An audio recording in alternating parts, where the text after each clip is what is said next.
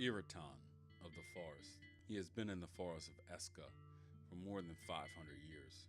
This is his land. This is his zone. The people and him have formed a bond, a relationship that never gets destroyed, never gets touched. Iraton lost his wings early in his life, and for most of his life as a dragon has been relegated to the ground, which for dragons is almost a death sentence. But his toughness and tenacity has kept him alive, and his willingness to negotiate with the humans. This gave him perspective. Once he lost his wings, he knew his life would be different than other dragons.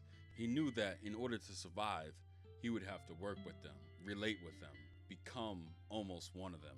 That is why when they betrayed him, he was so angry. Paolo, one of the newest knights of the Republic, one of the newest knights of the kingdom, came to meet Iraton. Iraton had killed 15 different human beings over the past 3 days. He came to meet him. His job was to kill dragons. His job was to maim dragons. His job was to end dragons. That is why this conflict hurt him the most. He knew Iraton. He grew up by the forest.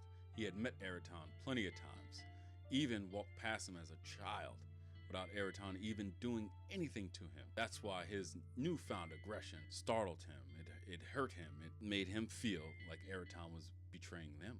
So that day he walked into the forest as the negotiator, as the one that had to end this conflict. So they spoke. Paolo asked him why. Why did he strike out against the humans? Why did he decide to be the aggressor? Why did he decide to attack? Iraton laughed. He asked the same. His child was dead, killed by a human sword, arrow, and mana. Who did that? Paolo had no idea. There was no order from the kingdom. There was no order from anyone to do such a thing to the dragons of the forest, especially Iraton. Iraton responded, but it did happen. Someone did it. And because of the power of the dragons, it couldn't have been someone acting without permission of the kingdom. Paolo had no answer, and his lack of answer in the end cost him.